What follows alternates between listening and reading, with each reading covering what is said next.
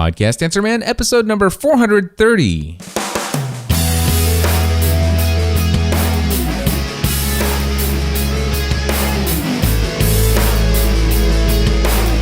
Well, hello everyone, and welcome back to another episode of the Podcast Answer Man. My name is Cliff Ravenscraft, and this, my friends, is the podcast devoted to helping you take your message, your business, and your life to the next level.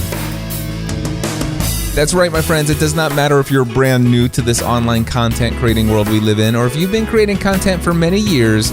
There's something we can all do to take everything we do in life to the next level. And well, my friends, I've got to start off the episode by saying Happy New Year to each and every single one of you. Here at the beginning of the new year is a perfect time for us to start working on new goals. And perhaps some of you in 2016 have it in your list of goals to write that book, something you've been putting off for years now. This year, 2016, is the year that you're going to become an author. Well, in today's episode, I have a conversation that I'm going to be sharing with you with my friend Kary Oberbrunner, and he and I are going to talk about writing a book and creating a business and products and services around a book. And also, we'll be announcing a webinar that Kary and I are doing about becoming an author in 2016 this coming Tuesday, January 5th, at 1 p.m. Eastern Time. If you want some information about that, stay tuned. We're going to get into that in just a moment. But before I get to the interview, I do have two things I want to share with you. First of all, I got to let you know that my own course, Podcasting A to Z, is coming up. The 23rd session is this Monday, January 4th, and I do still have a few spots available. If you're looking to create a podcast in 2016 and it's your goal to get launched with your very own show that is transforming people's lives on a consistent basis, then I would love to have the opportunity to be your personal coach, walking you through every step in the process over the next 4 weeks. If that's interesting to you, head over to podcastingatoz.com. The other thing I wanted to share with you is an experience that I had streaming the live recording of my podcast for Family from the Heart. This is a podcast that I do every week with my wife on Thursday mornings. Over the past several months, my wife and I have been streaming that podcast on Thursday mornings using Periscope. Now, that has been working great for us, but there's something new and something I think is actually really exciting, and it's Facebook Live. Now, you may or may not already have this active on your account, but this is now starting to be rolled out to all personal accounts, this thing called Facebook Live. And you'll need a mobile app to do this.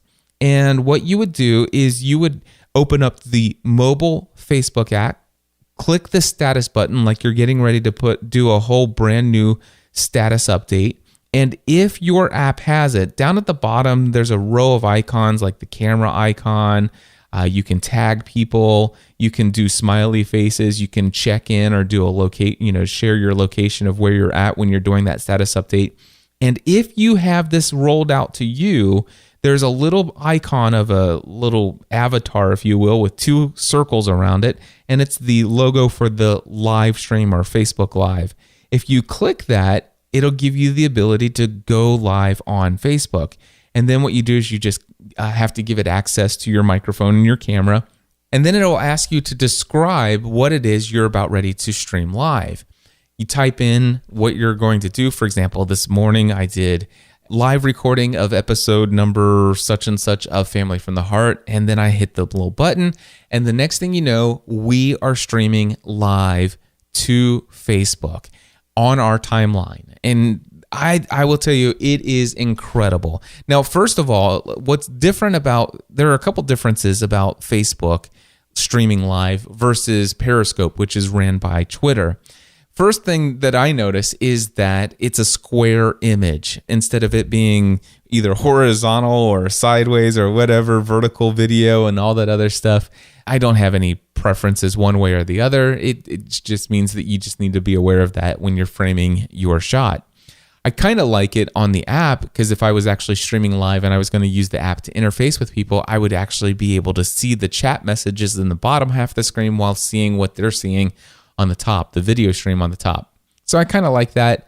The chat messages are, I think, handled a lot better in Facebook Live versus Periscope because the chats don't show up for just like a second and then disappear into the ether, but instead you always get, I think it's usually the most recent 4 messages that are put into the comments of the video stream that are always viewable until a new comment comes on, and then it drops off the 5th one, and then that new one plus the most recent 3 before that, those comments always stay there visible as those comments are coming in. The other thing I like about the comments with Facebook is when you're finished with that video, it keeps the recording of that video in your timeline, and it also keeps every comment that came in. So for example, when I was finished with my live stream of our Family from the Heart podcast today, I went into the comment section and clicked on the little thing that says view all comments. And then what I did is I hit like on each person that commented, and I hit reply, and I personally thanked each of them with a follow-up comment saying, thank you so much for coming to our live stream today. And of course, I also said Happy New Year. So I liked that aspect of it as well. Another difference that I noticed in Facebook Live versus Periscope, I noticed the audio wasn't quite as full as it could be. I think that they're doing a lot of compression on the audio. I mean, it works fine for live streaming and everything like that, but it's not the highest sample rate. It doesn't have the highest quality. It just seems a little bit more compressed than what I personally would prefer. And I think it's actually, the audio is a little bit more compressed than what you get with Periscope. But still, I like it more for everything that I've shared already. But also what I really love about it is that when you're broadcasting live, right now at least, Facebook is giving preferential treatment to your live streaming video in the newsfeed of every single person who follows you or who is your friend on Facebook. That means that, for example, if I go to facebook.com right now, let me just go ahead and do that. And at the very top, right now in my news feed, it's actually showing me just the recent posts of the people that I follow.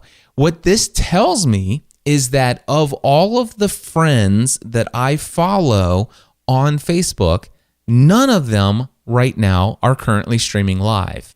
So let's just say that I'm friends with almost 5,000 people. I've got another 1,000 that follow me. But of the 5,000 people that I'm friends with on Facebook, I probably only follow, let's just say 300 or 400 of those people. That means that there are 300 to 400 people who could potentially show up in my newsfeed. But what I can guarantee you is that if any one of them were to post a picture, just your typical standard Facebook updates, right? If any one of those 300 to 400 people, there's a chance that I may not see that post in my timeline because of edge rank and stuff like that.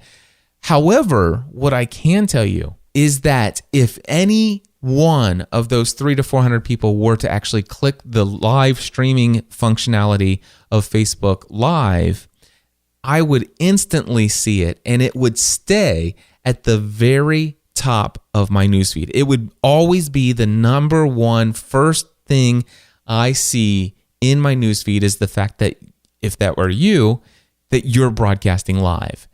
And if there were 3 or 4 or 5 of you, that would be the first 3 or 4 or 5 things that I see in my newsfeed is just who's broadcasting live right now. So they are giving major preferential exposure to live streaming video.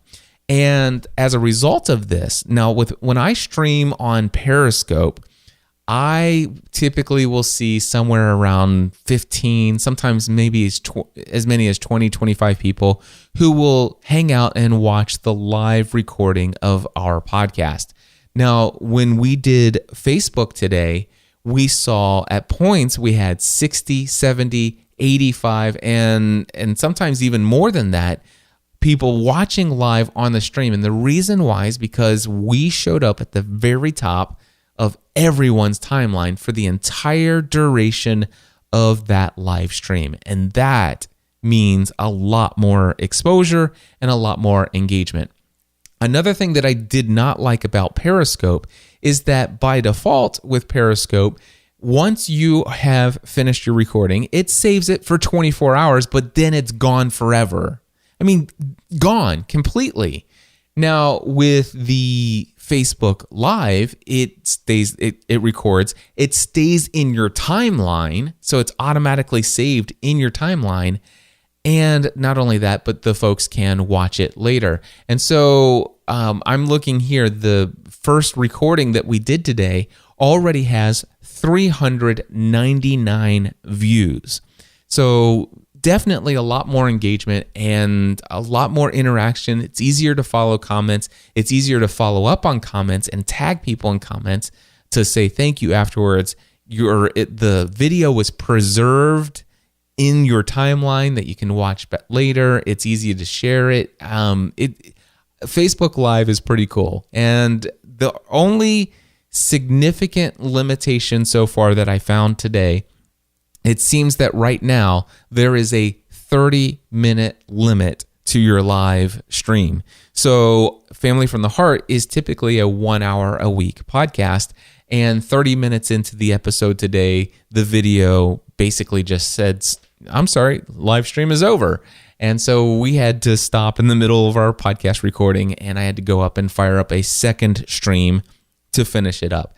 Now, at least knowing this ahead of time, I'll be able to prepare that next week. Stephanie and I will set a timer when we start the live stream, and I'll probably set it for about 25 minutes, and then I will be able to pause in our recording, and then I'll be able to address those who are watching live and let them know that I'm about ready to stop the live stream, and we'll start another one, and how they can get access to it by simply going to facebook.com/CliffRavenscraft. So anyway, Facebook Live, it's here. It's available to practically everyone now.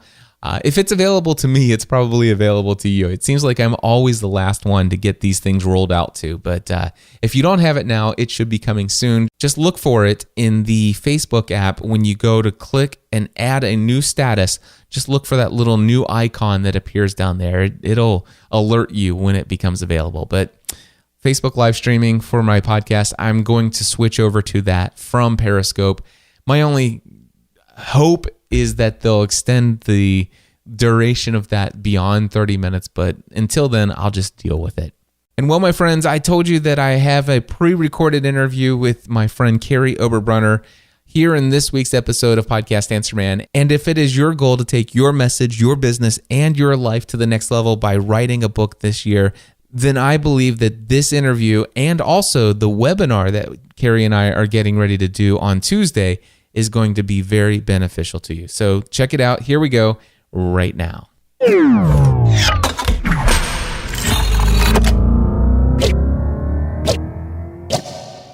Kary, I am so glad to get you here on Podcast Answer Man. How are you doing today, my friend? I'm doing fantastic, Cliff. You know, it has been about a year and a half ago when we first met. We were introduced through our mutual friend, Dan Miller. And I was so blown away by the fact that when you came into town for a baseball game, you stopped over and brought some gifts, man. Well, hey, I think that was the first baseball game I had been to in 20 years, but my business partner loves baseball, and so, hey, I went, but I really went to see you. Don't tell him that. Nice. Well, when you came bearing gifts, and you had two books in your hand, and one was for myself and one was for my wife. Tell me what those books were and how did they come about? I believe I gave you Your Secret Name, which is a book that really helps people reset their self-image set point. We all have what's called an internal thermostat where everybody wakes up and sees themselves as a certain number, a number 2, number 3 on a 10 scale. And the problem is that you're never going to outperform your own self-image. And so this book was really written back when I had recently gone through a struggle of my own, emerging from an addiction of self-injury, where I saw myself as someone who was worth less. And that journey that I took to get out of that, and it's just a fantastic book about how to reset your self-image set point. And it's really found through a relationship with God. And it's got this great promise from a book in Scripture that talks about a new name written on a white stone. And then I also gave you a book, Day Job to Dream Job. And that book is all about how, in 9 steps, how to go pro with your passion and turn it into a full-time gig. Love it. Well, obviously, that's a huge passion of mine because I was able to trade in the day job and pursue what I'm actually living today, which is a dream job. So I do appreciate that. So tell me these books. I mean, have you always been an author? Or how did the books come about?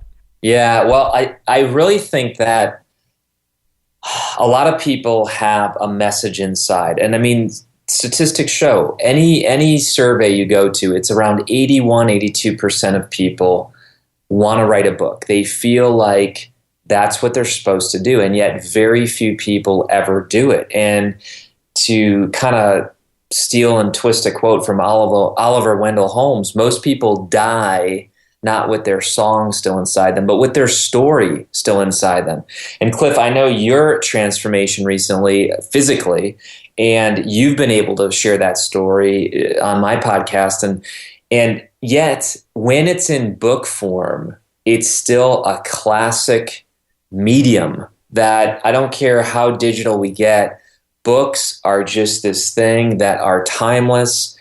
And I always wanted to write a book, but I faced rejection, just like the traditional stories go, and I got denied, and I just felt like throwing in the towel, giving up. But I pushed through it, and I finally did get a traditional book contract way back in 2003, and my first book came out back then with Relevant Books. And then book 2 came, book 3 came with a contract with Zondervan, and I thought I struck gold. You know, I thought, here I am, Zondervan, the largest Christian publisher in the world, and of course they've merged with Thomas Nelson and HarperCollins and all that. But back then I thought, this is it, and in reality, it wasn't it. Even though I was 3 times published traditionally and in bookstores, Barnes and Noble, Borders, the whole thing. I didn't know how to build a business around it. And sadly, I made 3 critical mistakes that kept me in my day job way longer than I should have been there because I didn't know how to turn a book into a business. Fast forward years later, and I've been able to not only do it 3 times over myself with book 4, 5, and 6, but now I actually train people. I train people how to create amazing businesses around books. Can you tell us, you said you made 3 mistakes. What were those mistakes that you made? Yeah. Number 1, I did what most authors do. I treated my book like a business card. Now, Cliff, I know you're a reader. Last time I checked, business cards don't change lives. Right? I mean, you go to a conference, you get tons of business cards. Maybe the person behind the business card, maybe the relationship behind it, but business cards themselves never change lives. This is what I was told. I was told, Kary, your book is your business card. And sadly, most people take business cards at the end of a conference and they throw them in the trash or they put them on their dresser drawer and they forget about them. And so number 1, I treated my book as a business card. Number 2, wait, before you go to number 2, I got to say, I have some very well respected friends, and this is the first time I've ever actually heard somebody say that treating your book like a business card is a mistake. I've actually heard others say, hey, writing a book and being an author is great, but you have to understand it's really just a business card, an introduction to who you are and what you have to offer. And so this is a radical difference. Now, here's what I can say. Yeah. In respect to, out of respect to those who I've heard say this, yeah. I do see where they're coming from, and I agree with a lot of that. It can be used and can be lead generation. Yeah. It can be. It can be. But I see where you're coming from, where is if you actually treat your book as nothing more than a business card, that could be a mistake. You and I go to conferences. You've seen it. You've seen someone run up to you so excited, unbelievably excited. They hand you their book. They say, Cliff, I want you to have a copy of my new book. And you flip it over. There's 5 fonts on the back. There's 3 versions of clip art. You begin to flip through it. You see errors in grammar. In other words, what they did was they jumped on one of these things that said, write your physical book in, 2 hours, or as came across my email the other day, become a best-selling author and never write one word. Now, I get it. I get what they're saying. Maybe they're talking about talking your book out, maybe. But there's this stereotype out there that says, and again, we have mutual friends that do use books as business cards, as lead generators. And once I explain the other 2 mistakes, it'll all make sense. But unfortunately, they don't put much heart, soul, excellence in their book, because it's just a business card. Here, hey, check out my book. This will get me in the door. Who cares what it says? Who cares what it adds to your life? Cliff, I know you put everything into what you do as far as your work goes. Me too. So to me, from day one, before I even write one word, I already create, get this, 15 streams of income that will flow from that one book. Nice. And I'll share those, in a moment with everybody, because I think they'll have their minds blown that, yeah, a book is a business that creates 15 other streams of income potentially. We'll definitely come back to that before we end. So let's talk about your second mistake. Yeah. Number 2, I treated my book as the end of a relationship. I was so excited when I got invited to go across town, whatever, a couple hours away, show up, very low honorarium. This was way back in the day. And yet, I'm going to sell all these books, I told my wife. And after doing that about twice, I thought, what am I doing? I sell a book here for a few dollars, barely can fill up a tank of gas to get back. And I would never see these people again.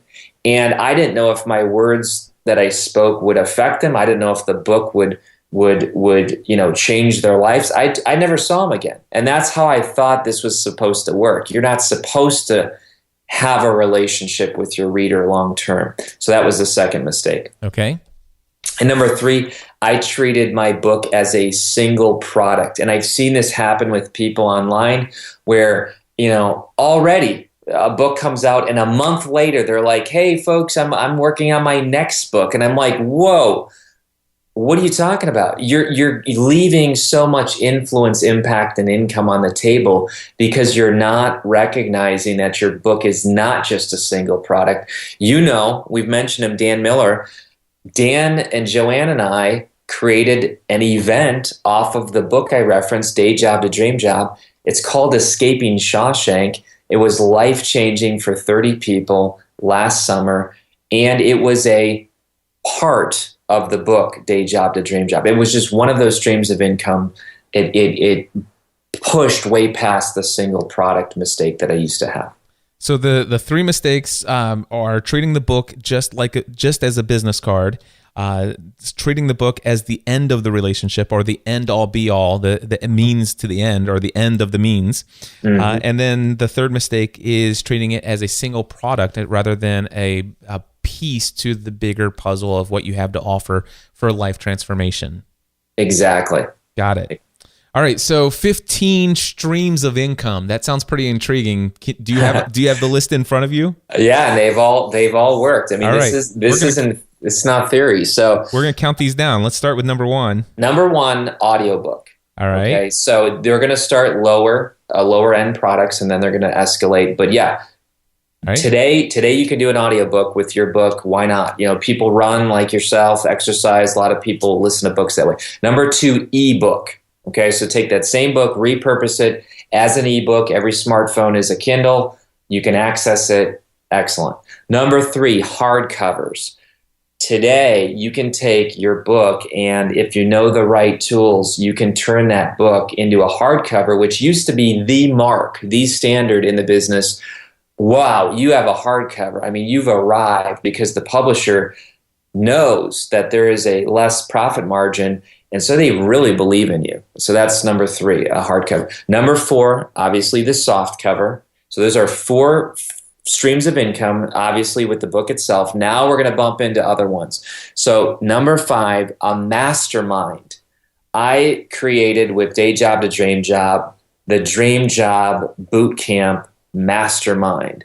And it was fantastic. I had people from all different industries. We had a lawyer, we had fitness, we had VA. I mean, we had all different kinds of people come and invest significantly, not only just in the mastermind and the relational aspect, but now we had curriculum that was already developed, the book. I don't call it repurposing, Cliff. I call it pre-purposing. Very different.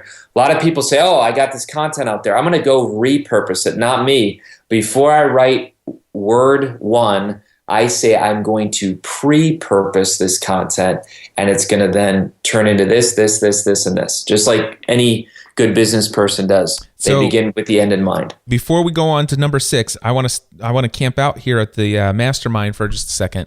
The mastermind group, you said about 30 people, or no, that was the event. How many people were in the mastermind that you ran? I've had back-to-back years of about a dozen people in 2014 and a dozen people in 2015. All right. And how long is the commitment for people who go through this?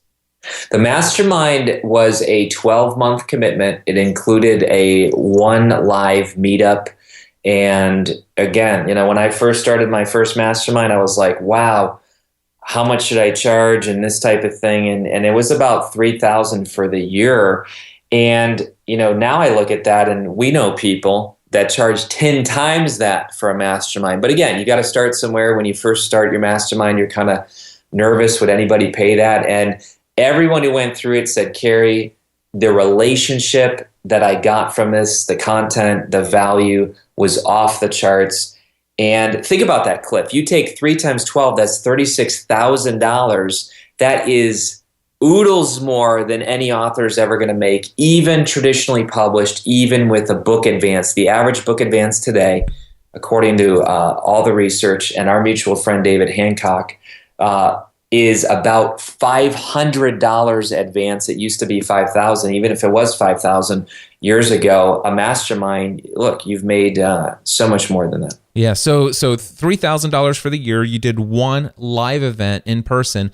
What else was in part of that mastermind? Is it a monthly call, weekly call? Yeah, so I got to give a shout out to Jonathan Milligan. Great guy, has a great mastermind course. And it's a course that teaches you how to do a mastermind. So I enrolled in that course, just a little course that he's got. It's gold, but we had a Zoom channel. A Slack channel. So Slack is an app that's on your smartphone. It's on your laptop, your desktop, whatever. And the Slack allows you to have daily communication. If you want, you can create different channels of conversation. We had a Zoom monthly live video where someone was on the hot seat, and we would basically bring them in focus and talk about them and their business and help them out. And then the live event. So essentially a daily Slack channel, a monthly video, and then a one-time live event. Nice. And for $3,000, that's pretty cheap, actually. It is. So guys, you definitely can pull this off. And what was the name of the course that you talked about? Jonathan Milligan. And what does he call that thing? He might call it like Circle of Influence. Jonathan Milligan, great guy, and it just teaches you how to do a mastermind, like super cheap. Gee, it's amazing. He put his blood, sweat, and tears into that course. It was great. And also, I want to point people to podcastanswerman.com/400. That's episode number 400 of this podcast, and I gave a 1-hour recording of all of my advice for creating your own mastermind group. So if any of you are thinking about this stream of income as it relates to your book, then certainly check out podcastanswerman.com/400 as well. Stream number 6. Stream number 6, self-study online coaching program.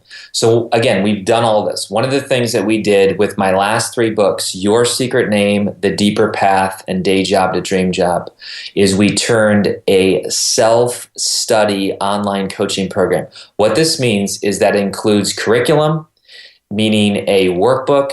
It includes videos, and it includes a community element, a private Facebook group. So those 3 things, and again, different price points. The list price is $197.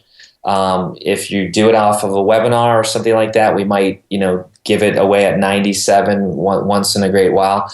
But again, that's passive income. It's your book turned into a curriculum, turned into about 10 videos, and then a live community element where you're just showing up and allowing these people to connect relationally, not much more than that. Awesome. Number seven, a live coaching program. Same thing as the self-study. Throw in 5 to 10 live calls with it. And again, people say, oh my gosh, I can be with Cliff for 10 weeks on coaching calls in a small group and get that content and that curriculum. You can increase the price 2 to 5 times more because you are literally serving these people with live coaching. Number 8. Certification programs. Each one of the last 3 books that I've done, I've created a certified training program for the coaches and speakers. So now I have people all over the world, over 100, going out and they're certified on my content and they love it. It's a tool in their toolbox and they keep all the proceeds, but they pay a high dollar to be part of your program. And how much does that cost, by the way? So we have, it scales. We basically have a $1,500 option. That is dirt cheap. I'm part of a certification program. I joined 5 years ago. It was $5,000. When we first started, we wanted to just get numbers up and good quality people. So we have New Zealand, Uganda, Honduras. We have all kinds of teams all over the world. And authors, depending on what the value they're creating for people, they could charge anything from $1,000 to $5,000, even a $10,000 certification process. Nice. Number 9. Keynote speaking. I actually write chapters, Cliff, thinking one day I'm going to be on stage giving this as a keynote. Therefore, I'm going to write it with different stories, points, and different types of matrix and paradigms. And yeah, it as well as I do. Keynote speaking is very lucrative, as well as the influence and impact you can have with people as well. No doubt about that. Number 10. Number 10, seminars. I do a monthly seminar in my Columbus, Ohio community. And a lot of times I do this as a free seminar. And then I say, folks, if you like what you've tasted today, go ahead and jump into the next level. And this is a constant feeder for our business. Give away your content in a seminar, or you can do a paid seminar, this type of thing. Why don't we put /webinar? Gotcha. Awesome. /webinar. I love that. Yeah. All right. Number 11. Number 11, a conference. I've been doing a conference now for the last 4 years. It's called ignitingsoulsconference.com. And you can definitely take your course, your book, and turn it into actually sessions, full sessions, build a whole conference. Your book's 8 chapters, great. There's your 8 sessions for a 2-day conference. I love that. Number 12. This is our workshop immersion experience. This is instead of a conference where you're sitting at a hotel. This is where Dan, Joanne Miller, and we went to literally Shawshank Prison in Ohio, literally Sparkspace, the most creative business meeting space in the world. And you basically take your content of your book, but now you are on a cruise. You are traveling somewhere maybe that's relevant, even fiction. Why not take a workshop immersion experience to where your fiction book takes place? I don't believe the lie that fiction authors can't make money. I think it's a false self-limiting belief. Yeah, I think Stephanie Meyer's made a little bit of money off of the Twilight series. And don't they have like Harry Potterville somewhere in the world? Yeah, absolutely. All right, number 13. Number 13, at this level, once you begin to do those first 12, people begin to look at you and they say, what in the world is this guy or gal doing? They are an expert when it comes to writing. And so at level 13, you can begin to create your own author program where, just like Cliff and I get all the time, hey, can we pick your brain? Hey, can we take you out for coffee, buy you lunch? This type of thing. Now you can create your own author program where you're essentially selling your success, your paradigms, your email, your swipe copy, all the stuff that you've done to build up your business, and you can create your own author program. Excellent. And we're going to talk a little bit about that in just a few moments. But number 14?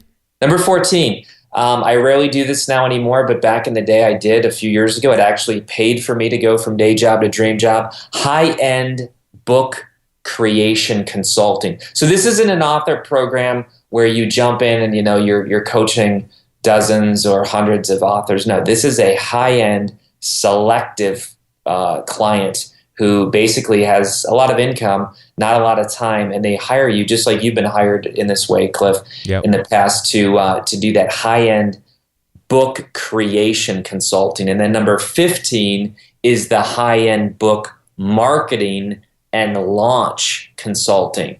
And just like you give birth to a baby, that's what a book is. You have to grow up that baby, and that's what a launch is. And an effective launch, again, you can turn your book success that you've gained and now turn it into high-end marketing and launch consulting. Kary, you and I are going to do a webinar together, and we're going to do that on Tuesday, January 5th at 1 p.m. Eastern Time. I'll say that again in just a few minutes, but tell us real quickly, what is this webinar that we're doing together? I love this webinar. I've done it a few times. Every time I do it, we literally have thousands of people sign up, because what I do is I show kind of the lies, the misbeliefs about publishing. Most people today, they think I either publish traditionally and beat my head up against a wall to try to find a agent, and then if I find an agent, then we have to convince a publisher, and usually they say your platform's not big enough, so on and so forth. And it's a very sad story that takes a lot of time. And even if you do get signed, you lose control, you lose 85% of the royalties. It's not a good deal for most people. Okay, most people. I've been traditionally published 6 times. Was it good? Sure. Did I learn a lot? Yes. Am I publishing my next book traditionally? No, I'm actually not. So then other people think self-publishing.